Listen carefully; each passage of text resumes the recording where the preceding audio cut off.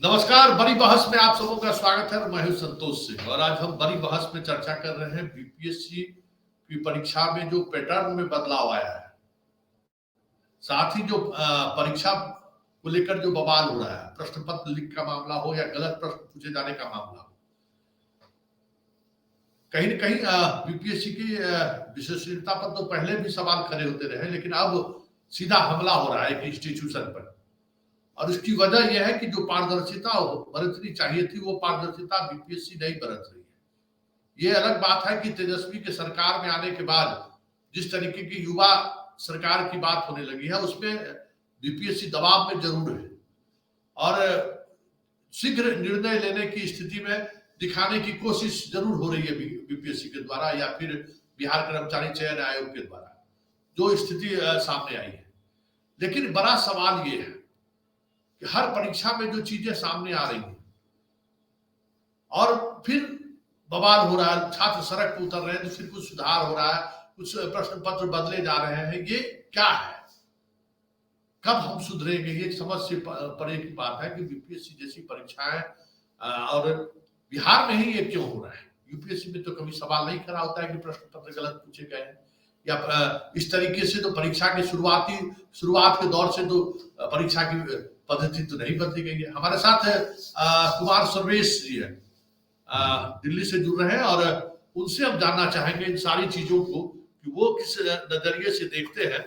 हमारे साथ कुमार सर्वेश जी जुड़ चुके हैं सार्थक संवाद और लगभग 20 वर्षों से ये हिंदी को लेकर यूपीएससी, बीपीएससी और पीसीएस के जो तमाम परीक्षाएं हैं उनके एक रोल मॉडल के रूप में, इनके एक हिंदी शिक्षक के रूप में इनकी पहचान है। सामान्य ज्ञान मतलब जनरल स्टडीज में भी इनकी एक अच्छी पकड़ है।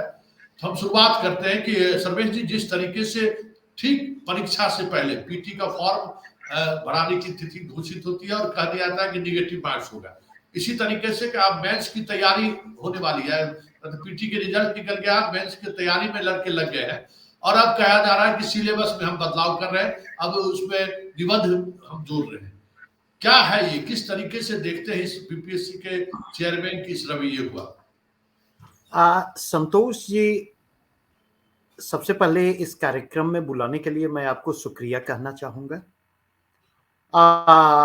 जो प्रश्न हैं इनको दो कंटेक्स्ट में मैं देखना चाहूंगा। Number 1 changes, number 2 timing of changes और चेंजेस के जो बेसिस हैं, इन दोनों को मैं डिमार्केट करना चाहूंगा। जैसे अगर प्री एग्जामिनेशन के कंटेक्स्ट में मैं बात करूं तो नेगेटिव मार्किंग को इंट्रोड्यूस किया जाना, मैं इसे वेलकम स्टेप के रूप में देखता हूं। लेकिन एट द सेम टाइम एक लंबे समय से ये मांगे की जाती रही, क्योंकि चाहे यूपीएससी में चले जाएं, चाहे अदर स्टेट पीसीएस में चले जाएं, कहीं पर भी 5 ऑप्शन सिस्टम एग्जिस्ट नहीं कर रहा है।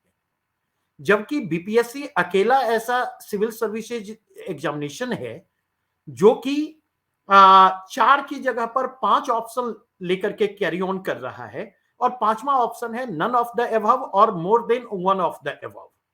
और ऐसी स्थिति में बच्चों के सामने मुश्किलें बढ़ती चली जाती हैं। नंबर 1। नंबर 2 मैं कहना चाहूंगा कि 69th बीपीएससी के कंटेक्स्ट में ठीक इस चेंजेस के बाद बीपीएससी चेयरमैन के जो इंटरव्यू आए हैं, उन्होंने यह इंडिकेट किया है कि 69th बीपीएससी में हम ई ऑप्शन का सिस्टम जो है वो हटाने जा रहे हैं। मेरा प्रश्न यह है कि अगर ई ऑप्शन को जोड़ा गया तो किस बेसिस पर जोड़ा गया था, और अब बीपीएससी के चेयरमैन अगर कह रहे हैं कि हम हटाने जा रहे हैं तो इस हटाए जाने का बेसिस क्या है। और तीसरा मेरा प्रश्न है कि अगर 69th बीपीएससी में इसको हटाया जाना है तो क्यों नहीं इसकी शुरुआत 68वीं बीपीएससी से ही की जाए।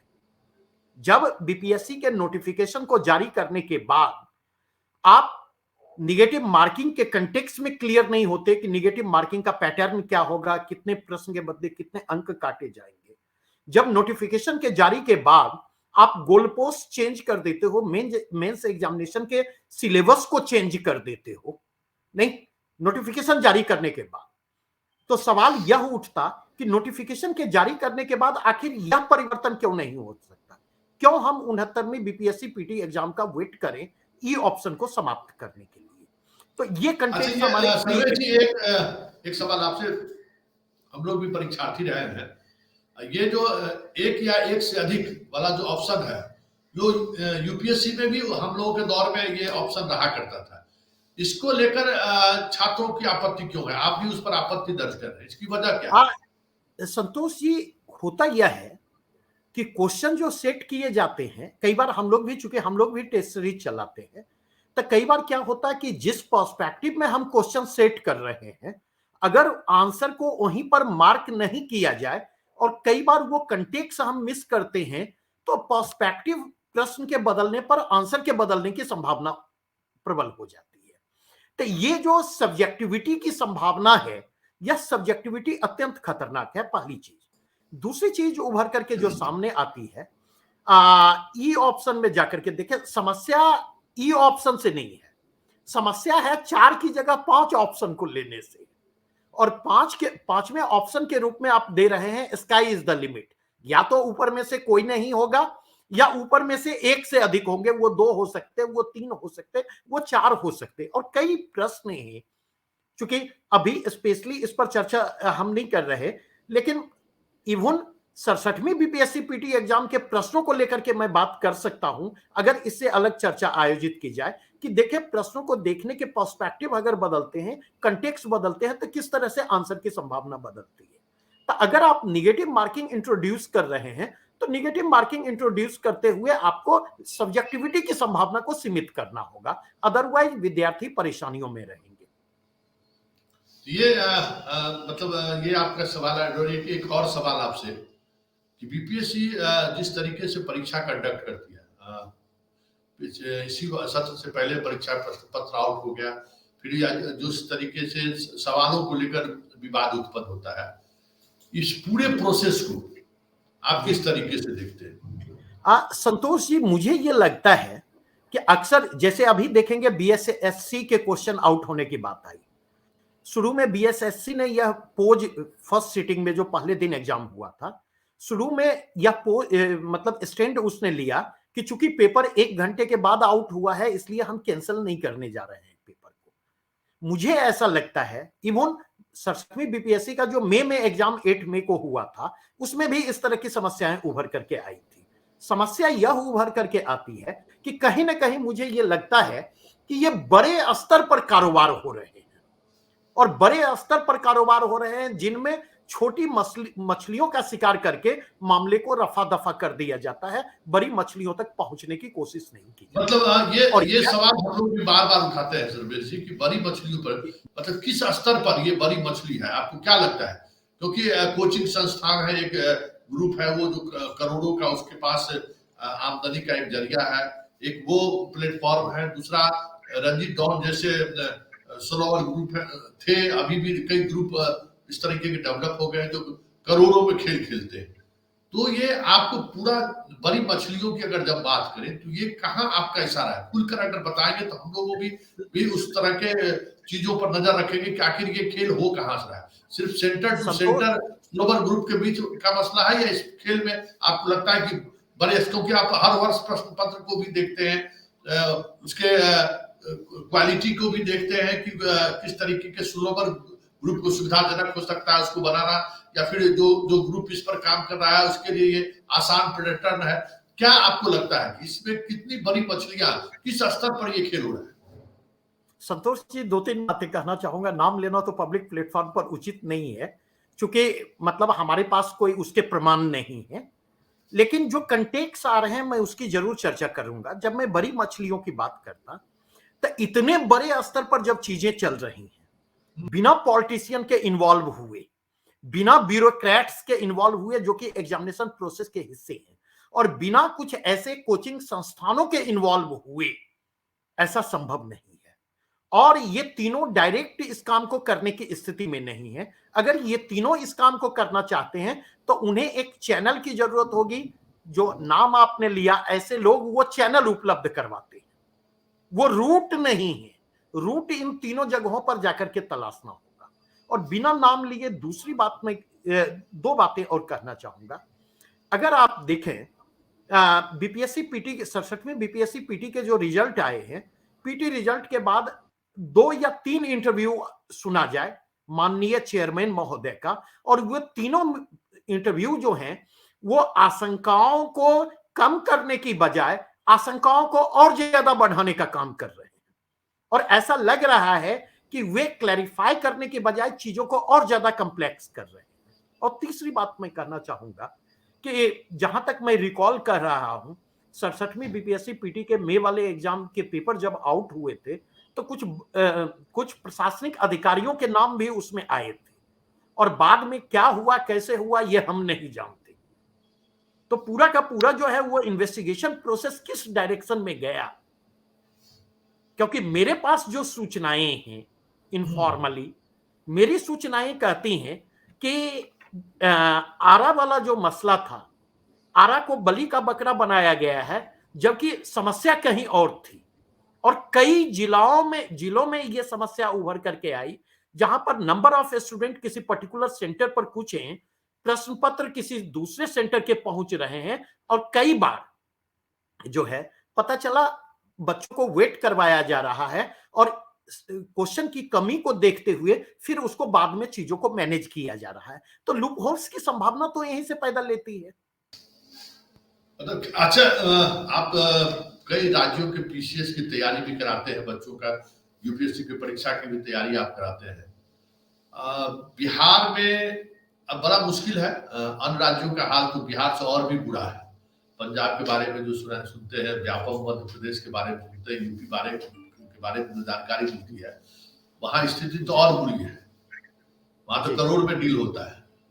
लेकिन अगर हम बिहार की बात करें तो यहाँ परीक्षा पूरी तौर पे सही तरीके से हो, अच्छे मतलब डिजर्व करते हैं बच्चे, वो कम्पीट होके आए, तो आपको क्या इतने अनुभव, 20 वर्षों के अनुभव के आधार पर आप क्या कर सकते हैं परीक्षा प्रणाली में, या सेंटर जिस तरीके से बनाए, क्या सुधार किया जाए जिससे इन समस्याओं से बच्चे मुक्त हो सके, और सरकार भी जो लगातार बदनाम हो रही है, अगर सरकार का नियत सही है तो क्या ऐसा सुधार करें जिससे परीक्षा सुचारू रूप से चल सके, कदाचार मुक्त हो सके, प्रश्न पत्र आउट नहीं हो सके, क्या व्यवस्था ऐसी की जाए जिससे ये संभावनाएं जो है 99% तक बन जाए। आपको कुछ ऐसी आप अपने अनुभव के आधार पर कुछ बता सकते हैं? संतोष जी, 2-3 बातें मैं कहना चाहूंगा। पहली बात जो मैं कहना चाहूंगा कि बीपीएससी एक संवैधानिक संस्था है, कॉन्स्टिट्यूशनल बॉडी है, और हमारा कॉन्स्टिट्यूशनल डेमोक्रेटिक है। तो उस स्थिति में अगर देखा जाए तो किसी भी कॉन्स्टिट्यूशनल बॉडी को आर्बिट्रेरी मैनर में काम करने की अनुमति नहीं दी जानी चाहिए, मनमाने तरीके से काम करने की अनुमति नहीं देनी चाहिए। आप अगर यूपीएससी का देखें या अदर पीएससी एग्जाम्स के देखें, तो जितनी गंभीर समस्या बीपीएससी में है, मुझे लगता है कि एक एक्सपर्ट पैनल को कॉन्स्टिट्यूट किए जाने की जरूरत है, जो एक्सपर्ट पैनल परीक्षा प्रणाली के साथ साथ सिलेबस को टाइम टू टाइम रिव्यू करने का काम करे, क्वेश्चन पेपर के जो पैटर्न क्या होने चाहिए उस पर उस एक्सपर्ट पैनल के द्वारा विस्तार से चर्चा की जाए। एक्सपर्ट पैनल की रिपोर्ट पर एक कॉम्प्रिहेंसिव डिस्कोर्स होना चाहिए। जब तक ट्रांसपेरेंट मैनर में और अकाउंटेबिलिटी को निर्धारित करते हुए जब तक बीपीएससी रिफॉर्म के प्रश्न पर चर्चा नहीं होगी, तब तक मुझे लगता है कि हाफ हार्टेडली हम पैचिंग का काम कर सकते, हम पंक्चर बनाने का काम कर सकते, समस्या यथावत बनी रहेगी। जैसे मैं एक छोटा सा एग्जाम्पल देना चाहूंगा संतोष जी, क्योंकि एक पहलू है जिस पर हमारी चर्चा नहीं हुई है, बीपीएससी मेंस के पैटर्न पर। बीपीएससी मेंस में जो चेंजेस बीपीएससी के द्वारा लाए गए हैं, तो मैं कहना चाहूंगा ऐसे के पेपर को इंट्रोड्यूस किया जाना जो है ये वेलकम चेंजेस है, निश्चित तौर पर उसकी तारीफ होनी चाहिए। लेकिन सवाल यहां पर यह उभर करके आता, वह चेंज अगर इंट्रोड्यूस किया गया तो क्या किसी एक्सपर्ट पैनल का गठन किया गया था? क्या किसी एक्सपर्ट पैनल की सिफारिश को ध्यान में रख करके इसे के पैनल पेपर को इंट्रोड्यूस किया गया था? नंबर 1। नंबर 2, दूसरा काम जो चेंज किया गया है वह यह कि ऑप्शनल को जो है इररेलेवेंट हटाया नहीं गया है, इररेलेवेंट बनाया गया है। और इररेलेवेंट बनाया गया है का मतलब यह कि पहले ऑप्शनल 300 मार्क्स के होते थे, अब ऑप्शनल 100 मार्क्स के होंगे। पहले ऑप्शनल के मार्क्स रैंकिंग के निर्धारण में एड ऑन होते थे, अब ऑप्शनल के मार्क्स रैंकिंग में एड ऑन नहीं होंगे, केवल क्वालिफाइंग होंगे। और नंबर 3, ऑप्शनल को अब एमसीक्यू बेस्ड बनाया गया है। तो मुझे ये बात नहीं समझ में आई कि आखिर बीपीएससी स्टेट ऑफ कंफ्यूजन में क्यों है। अगर उसे लगता है कि ऑप्शनल नहीं होना चाहिए तो वो ऑप्शनल को पूरी तरह से हटा दे। अगर उसे लगता है ऑप्शनल होना चाहिए तो ऑप्शनल को बनाए रखा जाए। अगर उसे लगता है कि वेरियस ऑप्शनल्स के बीच पैरिटी कायम करने को लेकर के मुश्किल आ रही है तो यूपीएससी स्केलिंग के पैटर्न को लेकर के चल रही है, और स्केलिंग के पैटर्न के जरिए जो है यूपीएससी उसको पैरिटी कायम करने की कोशिश करती है।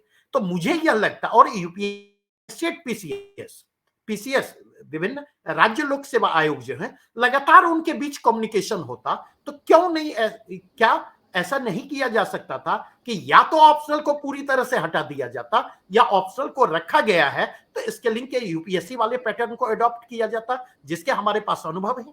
और लास्ट पॉइंट मैं कहना चाहूंगा कि आखिर ये तमाम चेंजेस अगर ऑप्शनल को हटाया ही जाना था तो 67वीं बीपीएससी मेंस एग्जाम जो बच्चे दे रहे हैं, एग्जामिनेशन के 20 दिन पहले क्वेश्चन के पैटर्न में चेंज करने की क्या जरूरत थी? वे कौन सी परिस्थितियां थी जिन परिस्थितियों में क्वेश्चन के पैटर्न को चेंज किया गया और उसका आधार क्या था? तो ये एक और बात मैं कहना चाहूंगा, अभी मेरे ख्याल से अक्टूबर या नवंबर की बात है, एक मेंस एग्जामिनेशन के सिलेबस को बीपीएससी ने एग्जाम के ठीक 4 दिन पहले जारी किया है। अब आप समझ सकते हैं कि 4 दिन पहले आप सिलेबस जारी कर रहे हैं, 4 दिन बाद आप एग्जाम ले रहे हैं, मतलब कौन सा विजन काम कर रहा है, कम से कम मुझे तो नहीं समझ में आता। तो मुझे लगता है ये तमाम रिफॉर्म जो है एक व्यक्ति के दिमाग की उपज है, और बीपीएससी में जितने प्रयोग हो रहे हैं वो एक व्यक्ति की सनक पर आधारित है। चलिए, बहुत बहुत धन्यवाद। हमारे साथ सर्वेश जी दिल्ली से जुड़े हुए थे। एक व्यक्ति के सनक का असर है बीपीएससी में, जो कुछ भी बदलाव हो रहा है और जिस तरीके से बदलाव हो रहा है। अब आप समझिए कि परीक्षा की तिथि घोषित है 4 दिन पहले, 4 दिन बाद बच्चे परीक्षा सेंटर में परीक्षा देने जाएंगे, तब आप सिलेबस जारी करते हैं। रिजल्ट निकल गया पीटी का, मेंस की तैयारी में शुरू है तो आप नए को ऐसे आप इंट्रोड्यूस कर दे रहे, क्या मतलब है? कहां ले जाना चाह रहे हैं इस संस्था को, संवैधानिक संस्था को? बड़ी शिद्दत से हमारे पूर्वजों ने इस संस्था का गठन किया था। हमें लगता है कि जिस तरीके से हाई कोर्ट और सुप्रीम कोर्ट का एक अपना सिस्टम है काम करने का, बीपीएससी और यूपीएससी का भी एक सिस्टम बनना चाहिए, जो सिस्टम इंडिपेंडेंट कहने को है, लेकिन इंडिपेंडेंट रहे, इस पर अब विचार करने की जरूरत है। नहीं तो बहुत मुश्किल है, जिस तरीके से परीक्षाएं हो रही हैं, जिस तरीके से बच्चों का चयन हो रहा है, अल्टीमेटली गवर्नेंस पर ही इसका असर पड़ेगा और नुकसान देश को होगा। चलिए, इस बड़ी बहस को यही समाप्त करते हैं, फिर किसी नए मुद्दों पर इसी तरीके से किसी बड़े शख्सियत के साथ हम आपको मुलाकात कराएंगे। फिलहाल हमें इजाजत दीजिए।